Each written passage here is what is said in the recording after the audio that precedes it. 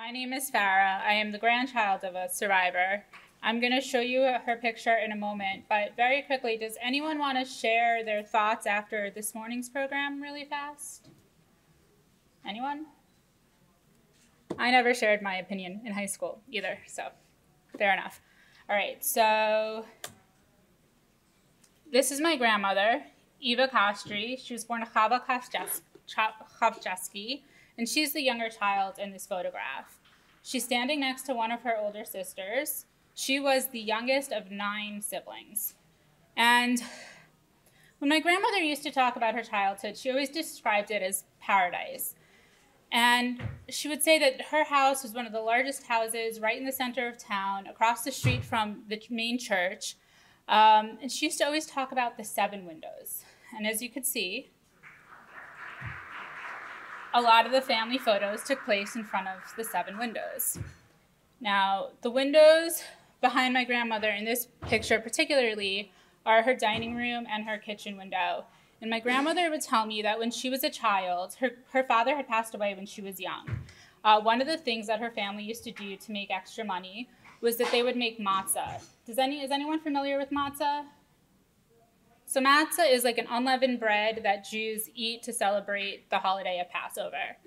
And she has a lot of fond memories from when she was a kid. Her town was about half Jewish, half non-Jewish. She remembers helping non-Jewish neighbors milk cows. She went to the Polish school, so she went to school with people who were Jewish and non-Jewish. And she says she doesn't really remember a lot of anti-Semitism as a child. She said people would say things, Jews were stupid, Jews were lazy, but she knew they weren't true, so she just kind of brushed them off and went on with her day and didn't really think that much of it. But like I said, my grandmother was the youngest of 9 children. So as an older sibling, I know that if there was something going on in my house that I thought was bad news, I would do my best to hide it from my brother. And I know for sure my younger brother thinks everything was hidden from him.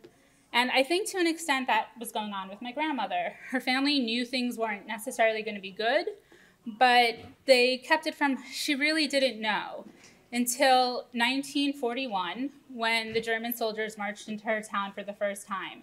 And the reason why I think that her family had a small indication is because her oldest brother, William, said, "We will not live for this king." So he had to know a little bit. Not exactly what was going to happen, but that being Jewish was not going to be a good thing. So the first thing that happened when the German soldiers came into my grandmother's town is people got scared and they ran and they hid. And the first night my grandmother and her family hid in a potato ditch of her neighbors. But after one night, the neighbors didn't even feel comfortable allowing Jews to hide in their potato ditch. And so my grandmother's family ran into the woods. And she said there were mosquitoes and they didn't know what to do. My grandmother does remember her mom trying to encourage her older brother to run into the woods alone, but he didn't want to leave the family. At this point in time, my grandmother was living, it was her and her mother, one of her grandmothers, 2 of her sisters, and her 2 brothers. Her other sisters had all gotten married, and as they got married, her father had made sure they got out of Poland. Not so much because they knew exactly what was coming, but because he didn't think that economically they would do well in Poland. And Argentina was one of the few countries that was willing to take Jewish people at the time. So 4 of her older sisters were actually living in Argentina at this point. And after a while, my grandmother came back to her. They went back to the house, and she said, at first, the German soldiers, they were just young boys. She said they would come to the house to get a glass of water. They would come to have their shoes shined. For the most part, they were pretty polite. And then one day they came into the house and they said to my great-grandmother, they basically apologized for what they were about to do. And what they were about to do is start burning down the Jewish houses in town. Now, because my grandmother's house was right in the center of town, her house never got burnt down. But at one point, over 50 people were living in her house because they didn't have anywhere else to go. Then after a while, the one thing my grandmother told me most of the story herself, but this one part is something she never told me on her own. and that's that her oldest brother was told to dig a hole, and then he was shot into it. And she saw the whole thing happen. After that point, the Jews that were still alive in town, because some of them had been shot or burned, they were taken by horse-drawn wagon to a transit camp, because my grandmother lived in a really rural part of Poland. So it's a little bit different than, I know earlier today you learned about the ghettos, but because my grandmother lived in such a rural area, she was taken to a transit camp instead of a ghetto. And based on the description, to me, it sounds mostly like if you think about a baseball dugout just being really low in the ground, that's where they were taken. My grandmother said not much was happening, and they were just told to stay there. They were lucky because her sister knew somebody and was able to get a job in the kitchen peeling potatoes. And at night, she couldn't bring back the potatoes, but she would sneak back the peels of the potatoes, what the Germans were just throwing out. And she would sneak that back, and that's what the family ate, and that's how they survived for a few months at the transit camp. My grandmother said after 3 months in the transit camp, about half the people who had been brought to the transit camp had died from starvation and being sick. And at that point, the people who were still alive were then put on cattle cars and taken to Auschwitz. Now, the first thing that happened when my grandmother got there was that her brother was separated from them. But then the women in the family started to be separated. And my grandmother and one of her sisters were sent one way, and her mother, her grandmother, and another sister were sent the other way. And at this point, my grandmother had no idea what the gas chambers were, but she did know if you could work, it would be better. And she knew that her mother and her grandmother were sick and they were weak, and she thought if she went with them, she could help them. And so she had a blanket with her that she kind of tossed over her head, and she tried to hide and move into line with her mother and grandmother. A German soldier saw her, called her a stupid cow, and threw her back in line with her sister. And that's really the first thing that really saved her life, because if she had gone with her mother and grandmother, she would have been killed right away. So her and her sister were then taken into the camp. They had their hair shaved. They were given the striped outfit. She had a number tattooed on her arm. And then they were prisoners in the camp. And the first job that my grandmother had in the camp was laying the stone roads. And she said the work was hard. You were laying stones. But she said the real hard part was going back and forth between the barracks and work, because it was so muddy that you'd have to carry the stones with you, and you'd have to put one stone down and step on it, and then pick up another stone and move it to step on it, just to go back and forth. And she said if you got stuck, no one was going to help you. You'd probably just get shot. After being in the camp for a few months, her sister got sick and passed away. And at that point, my grandmother really felt like she was all alone in the world. And one of the things that she used to do was there was very, very little food in the camp.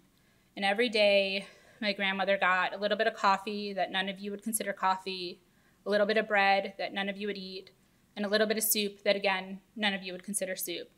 But once a week, she was also given a small piece of meat because her job was considered hard labor. And for some reason, my grandmother decided she'd rather have an extra piece of bread than a piece of meat. So every week when she would get this piece of meat, she would go to the same 3 sisters in another barrack, and she would trade a piece of bread for a piece of meat. And one week she went, and the sister said, we don't have, any food this week, but we could trade you a handkerchief. Now, at this point, my grandmother she traded food, someone who was actually truly starving, for a handkerchief. I'm going to throw this out there. Does anyone want to take a guess on why she might have done that? It's a bit of a trick question, but any thoughts? All right, so it's because of something called selection. One of the things that used to happen every day in the camp is they would line up all the prisoners, and they would select some of them to go to the gas chamber. My grandmother said if you were clean and healthy looking, you were less likely to be selected. So if she had a handkerchief, she could clean herself up and she would survive another selection. But what my grandmother did not know about this handkerchief was that it had been stolen from a guard in the camp. And the guards knew that because when they caught her with it, it was embroidered, which means that it had the initials of one of the camp guards on it. What they also knew was that my grandmother didn't have access. She couldn't have stolen it. They knew she had to have gotten it from somebody else. So they asked her, who did you get it from? And by who, they wanted to know the number because prisoners did not have names, according to the Germans. And my grandmother said she did not know. She didn't know. Because what my grandmother always said to me about this was, I wasn't stupid. And I knew that if I told them, they would kill me and they would kill the 3 sisters. But they wanted so badly to know who stole a handkerchief, which is a little ridiculous from them. And they lined up all the women in the camp that would have had access. And they said, fine, you don't know their number. What do they look like? And my grandmother said, she said, I don't know. I trade, it's dark. I don't see very well. I don't know what they look like. Obviously, the guards knew my grandmother was lying. And my grandmother said she could remember hearing the conversation that the guards had about what do we do with her? Should we just send her to the gas chamber? Should we hang her to set an example? What should we do? And what they did is what ultimately saved her life. They sentenced her to 6 months in Eskar, which was the punishment brigade at the time. The reason why it saved my grandmother's life is because at that point in time, there were no other Jews in Eskar. It was really used for people who were political prisoners of Hitler. So those people were not subject to selection every day. So my grandmother was moved to the punishment portion of Auschwitz, which is in itself an interesting thing to think about. And she said she remembered hearing rumors that the guard of these women was the toughest guard in the entire camp. And so the first day that she was under his command, the job was digging holes, which was just a job designed to humiliate and waste time. It wasn't serving any purpose. And she said she dug the holes as quickly as she could because in her head she had decided that she would rather die from working too hard than being beaten to death. And at some point throughout the day, the guard came up to her and he said, "What are you?" To me, that's a little bit of an odd question because no one's really asked me, "What are you?" But my grandmother knew what he was getting at, and she said, "I'm a Jew." And he was really taken aback because here he had mostly German women under his command who for his whole life he'd been taught were the strongest and toughest women in the world. And here he had this tiny Jewish, Polish woman who was working harder than all of them. And he actually told her to slow down. In his own way, he looked out for her a little bit. And for the 6 months that my grandmother was under his command, life wasn't good, but it was possible to survive. And after that 6 months, when she was sent back to her original barrack, there was not a single person there from 6 months before. They had all passed away. And what had started happening at that point was that some of the German women who were prisoners in the camp became low-level guards. And so they were able to look out for my grandmother a little bit. And when they first sent her back to the Jewish portion of the camp, they assigned her what they thought the best job in the camp was, which was being a night guardsman. It meant that all you had to do was make sure that people stayed in their barracks at night. But it also meant you were in charge of other people. And my grandmother said she did that job for one night, and I have no idea how, but she somehow got word back to the commander that she didn't want that job. She wanted another job. She did not want to be responsible for other people like that. And they did. They assigned her a different job. And because some of the people she was prisoner with became low-level guards in the camp, they were able to look out for her. They made sure that when she was assigned a job, it wasn't one that was going to kill you. For example, because my grandmother was a little bit healthier looking than some of the other prisoners, she was assigned a job of putting coal in a fire. And one of the women had said, you know, that's going to kill her. You have to find something else for her to do.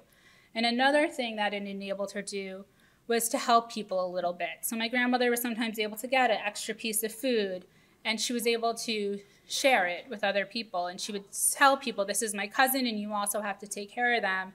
And so they were just able to survive. After being in Auschwitz for almost 2 years, the Allied forces were getting closer, and the Germans marched my grandmother along with some of the other prisoners. So if you look at this map, kind of to the center right, you could see where Auschwitz is. And if you look to the top center, you could see a camp called Ravensbrück. It's really hard to tell because this is a very zoomed in map of Europe, and my references aren't going to work so well for you. But if you were in New York City, the distance between Auschwitz and Ravensbrück is pretty much the distance between New York and Toronto. That's a very long walk. They walked January, February, and March in the winter without proper shoes, without proper coats. It took about 3 months.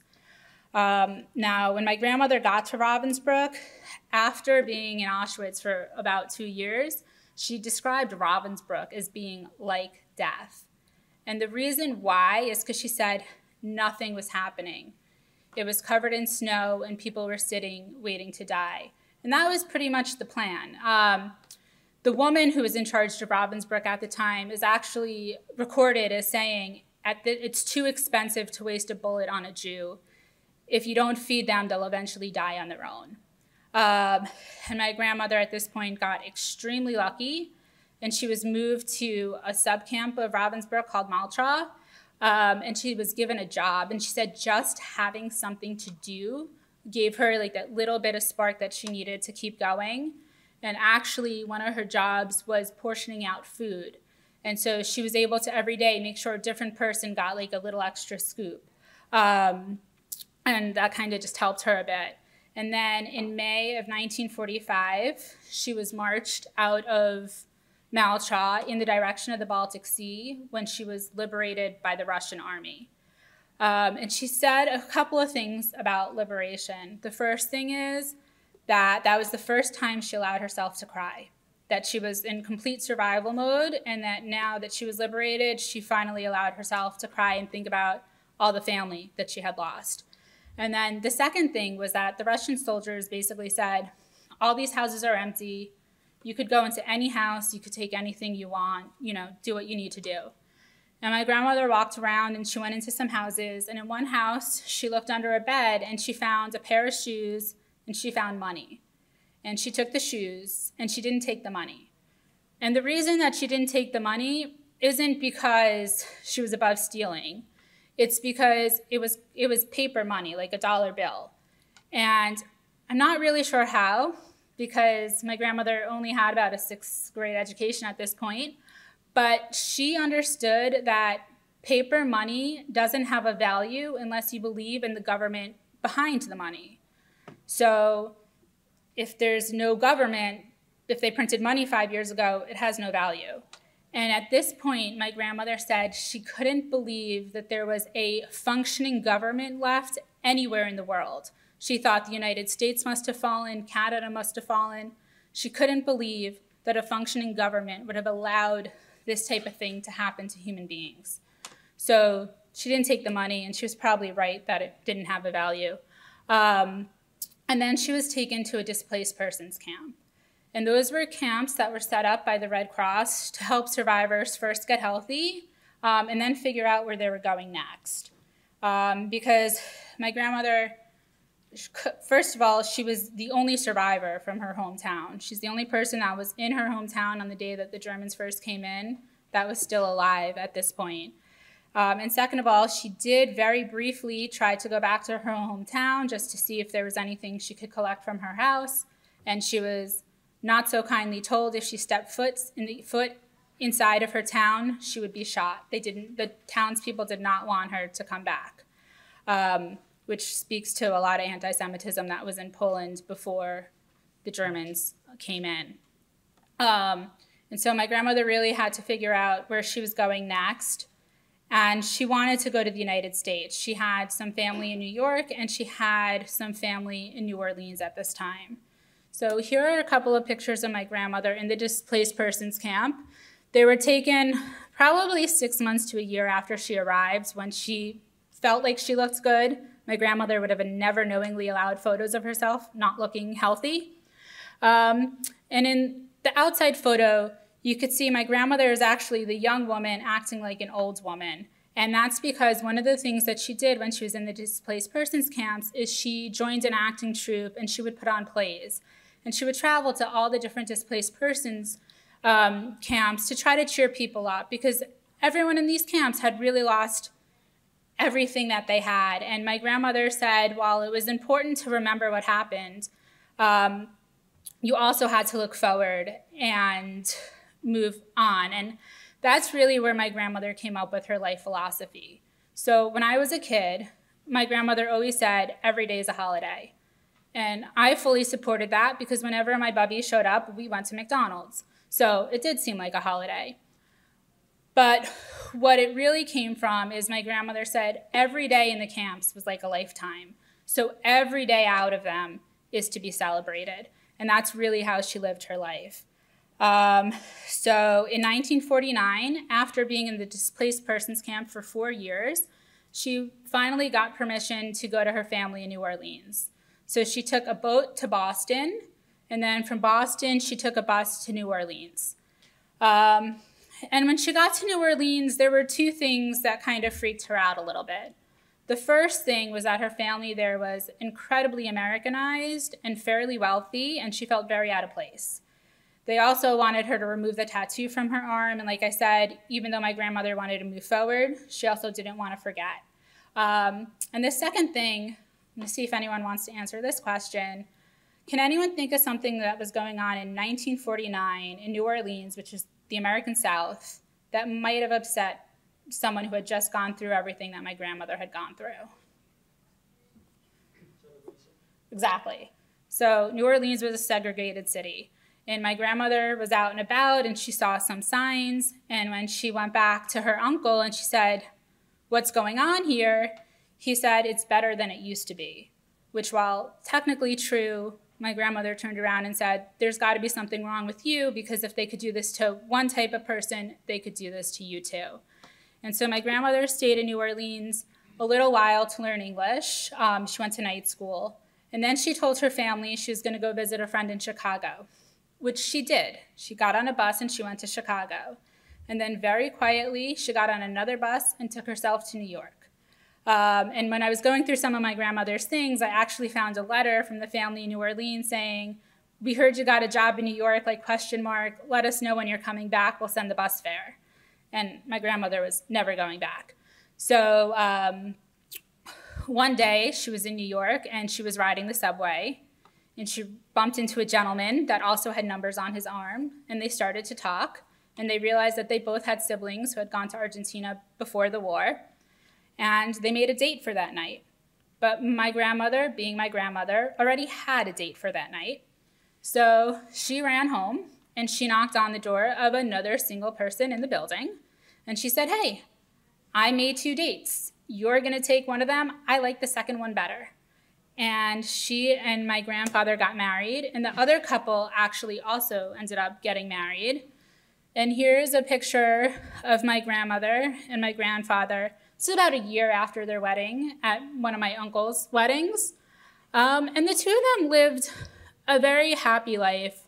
My grandfather worked in sweatshops, and my grandmother used to do some extra embroidery, and they were very thrifty and they saved. And eventually they were able to buy a 2-family house and I guess move into the middle class a little bit. And together they had 3 daughters, then 4 grandchildren, so I'm the third of the grandchildren. And now my little brother actually has the great-grandchild, which is, well, 2 great-grandchildren now. And this is a picture of my grandmother taken about 10 years ago now in my mom's kitchen, and you could just see that she still always had this spark in her eye. And that's something that she really never lost until she passed away, unfortunately, a few years ago. So now I'm going to take questions if you guys have any, and then I'm going to try to introduce something towards the end. So does anyone have any questions about the story? About my take? You might have mentioned it, but how old was your grandmother when she went to Auschwitz? So she was 14 years old. When she got there, she lied and said she was 16 because anyone under 16 would have been sent to the gas chambers. So at the end of the experience, how old was she? She was about 20 years old when she was in the deep, 19 when she went into the DP camps, about 24 when she got to the United States. It's a quiet room. All right, I'm gonna throw out a question. What does everybody think about the story? Does anyone have a thought on my grandmother's story or anything you heard this morning? It's just really inspiring how, like, even though she like went through this very traumatic experience, she was still a happy person, at least relatively speaking. Yeah, some survivors were, and some were, were not able to. But my grandmother definitely appreciated a celebration. Did she always share? Because you hear so many people don't share for years.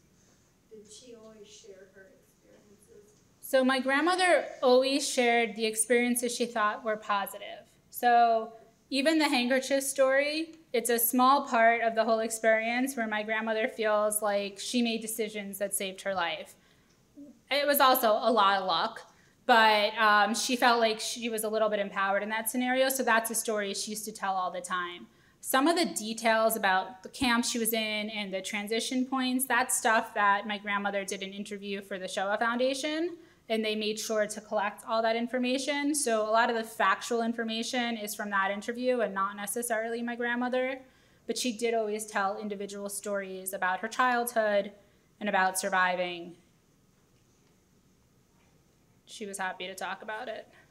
Were there any other surviving siblings, and was she able to reconnect with them? Or? That's a great question. So the 4 sisters who had gotten to Argentina before the war were the surviving siblings. And after my grandmother was married for 2 years and had her first daughter, so my oldest aunt was about 2 years old, so maybe a little longer, she had finally saved up enough money to be able to fly to Argentina. And it was a multiple day flight because we didn't have those big jetliners yet, so it was a lot of up and down. And she took my aunt and she went to Argentina for 6 months to catch up with her sisters and tell them the story. And she actually says that that's when she really knew everything was going to be okay. What was it like for her when she was sharing her experience? What was it like for my grandmother? I don't know. My grandmother was an interesting person in that she was very easily able to disconnect her emotions from the physical being of what was going on. Because I remember like specifically asking her at one point, like, you were a young girl. It must have been like really hard to have your head shaved in front of these like soldiers. And she was like, worse things could have been happening. So she was really able to shut out what would have emotionally affected a lot of people. So I think that my grandmother just appreciated that other people wanted to hear her story and was happy to share.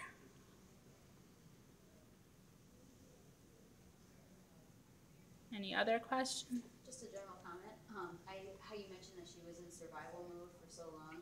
I think that's an important detail because I think any one of us, if we were put in a similar situation, I mean, I know I probably would have broken down, been upset every single day, losing my family, losing my friends, losing my home. But it seems like she was always thinking of the next step, like what she needed to do. So she sounds like she was a very intelligent person too. Like she just knew what was coming before it happened and was able to prepare for it. Yeah, she was definitely very intelligent. I don't think she knew what was coming. Sometimes I feel like with a survivor story, it's very easy to listen to the story where there's so many crazy twists and turns and things that are almost unbelievable that happened, and think about it as like a board game. And if you just roll the dice the right way, you would win. But that's not the truth. And the bottom line is the real Holocaust story is you end up dead. That's what happened to most people. So that's why all the survivor stories, any survivor testimony you're going to hear is an outrageous story because no one was supposed to survive. I was thinking of the money in particular, like could have easily taken it and used it, but then thought like, well, is it really going to be valuable? Like I wouldn't have. Oh, good, here we go. Like this is a resource to help me, but it seems like she was really good at thinking ahead. Yeah. Any other questions? I'm always interested in how, like, I don't know if she came from a religious family, but how everything that happened to her affected her. Sure, that's a very good question. So my grandmother grew up traditionally Jewish. If you had to stick a today label on it, I'd probably say Orthodox, which means observant of all the holidays and following kosher, the rules of kosher, like, you know, eating certain foods a certain way. But I feel like her family lived that way because that's how the community lived. More than it was like a personal preference. That's just how they lived. And they lived in a farm and they didn't have electricity and cars. So it's really hard to compare to how people observe today, what their level of observance was. But my grandmother had a very deep faith in God. And I did once ask her, like, why she thought the Holocaust happened. And her answer was somewhat religious and a little disturbing to me. But my grandmother always had a very deep faith.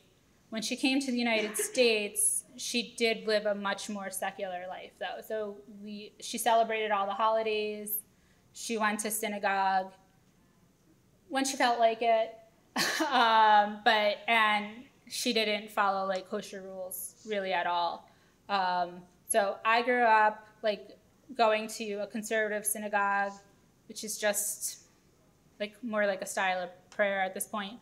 But and my grandmother used to come, but she was much more focused on being a moral and good person than following any specific rules on how to act that didn't affect her being with other people. So sounds kind of cliche, but like my grandmother really was about being kind to everybody. And that's just how she lived her life. Even if she didn't quite understand why somebody was the way they were, she always led with kindness. Do you know what? It's 11:33, 11:40 will be 5 more minutes left. Okay. So does anyone have any other questions? All right. You mentioned she met your grandfather as she saw the numbers. Can you tell us a little bit about your grandfather's experience? Sure. So my grandfather also was born in Poland. He lived a much more like middle class city life, and he grew up in a small Polish city. I can't remember. I think in Krakow. And he ended up in the camps with two of his brothers, his older brother David and his younger brother George. And they were able to stay together for most of the war. And he really credited his brother David with keeping them alive and being ingenuitive. So if they needed electricians on a job, David would raise their hand and say, "We're all electricians." And then he would figure it out and teach them what they needed to know. David also took beatings for them to help them stay alive. And then unfortunately, after they were liberated, David went into a Polish town where Jewish children had been hiding in an orphanage with the understanding that if the war ever ended, the Jewish children would be given to a Jewish organization, if not their parents. The orphanage didn't want to do that. David went to go take the children, and he was shot and killed. So even after being liberated, my grandfather's brother still passed away. And my mom really thinks that that's a big reason why, my grandfather worked in sweatshops and did it. He always felt like David was supposed to come and David was supposed to start a business, and that really the death of his older brother after everything was kind of what really killed my grandfather a little bit. But he was also a very kind and gentle soul. Unfortunately, he passed away when I was 5 years old. So I don't tell his story because I never heard any of his story from his mouth, whereas because my grandmother was alive most of my life, a lot of her story I was able to hear myself from her.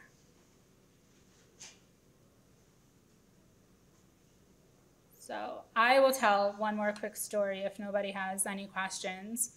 And that is the story of when my grandmother went back to Poland. So my grandfather, because of what happened to his brother, never wanted to step foot in Poland again, ever. But because he passed away very young, my grandmother in 1994 decided she was going back to Poland. And she knew that, I mean, I was very young, so I wasn't going, but she knew that her daughters all wanted to go back. And she also knew she didn't want them there. So what my grandmother did, being super clever, is she called from the airport to say, hey, I'm going to Poland. I'll be back in 2 weeks. So nobody could hop on with her. But she went back to her hometown. And one of the reasons she went back to her hometown is because all those years before, when she was told she had to leave, she saw her mother's candlesticks in the window of her old house, and she wanted the candlesticks. And so she went back and she knocked on the door, her childhood home, and she knew it was like the same people who lived in the house. And she said, you know, I know you have my mother's candlesticks. I would really like them. And they were not having it. And so, again, my grandmother being my grandmother, she came back at 4 o'clock in the morning with 2 very large security guards from her hotel, and she asked again. And she was given one candlestick, which she knew wasn't her mother's, but it was her aunt's. And the candlesticks are very meaningful because Jews light, the women in the family light the candles every Shabbat. So it was something my grandmother had grown up doing. And she got one candlestick, and then she said, all right, if you give me the other one, I will pay you for them as if they were real silver, because they were just silver plated. So they didn't have like a monetary value, but they had a huge sentimental value to my grandmother. And they would not give her anything else. So we have one of the candlesticks. And at this point, my grandmother also went back to Auschwitz. But unfortunately, I never really thought to ask her much about her visit back. So I don't have anything much to say on that. Okay, so give one more chance. Does anyone have any thoughts they want to share or questions? You could ask me a question. It doesn't have to be about my grandmother. First of all, I want to thank you and commend you for becoming a veritable expert. And I'm wondering if I'm hoping if this is a trend, perhaps, that young family members or even grandchildren become experts, because of course we're losing all of our first-hand survivors. So Do you know that this is I do. So I wouldn't say expert, just sharing, you know, my grandmother's story. I'm not an expert on the Holocaust or Holocaust history. But yes, about 10 years ago, I took a class from 3GNY, which is like a descendants of Holocaust survivors from New York, started by the 3rd generation. And they created a program that they call We Do, which is for We Educate. And at the time, it was a 2-week course. Now it's a 4-week course. And just helping grandchildren figure out how to best tell their grandparents' story in a short period of time to students. And in the last few years, I've helped facilitate the class, and I help other grandchildren share their story. I think to date, they've trained about 400 grandchildren as survivors. They don't all end up speaking in classrooms, but I would say probably about a couple hundred have been to classrooms. And I think this year, 3GNY is going to be in about 250 to 300 classrooms. So, okay, great. So this is something new that 3GNY is trying, and I'm going to ask you guys to participate if you would like. It's called 3GNY's 3 Acts of Honor. And basically the point is to make today a little meaningful, or to get something out of today. So we're saying that, like, you heard my grandmother's story, and hopefully it made you think about something. And if there's an action that you would take. So one of the things is just share the story with somebody else. Think of an act of kindness that you could do. Go out and learn more about the Holocaust or other genocides. Or really just go and try to find out your own family history. Talk to your parents, your grandparents, if you have your great-grandparents, and learn your own family history, because that's important to share as well.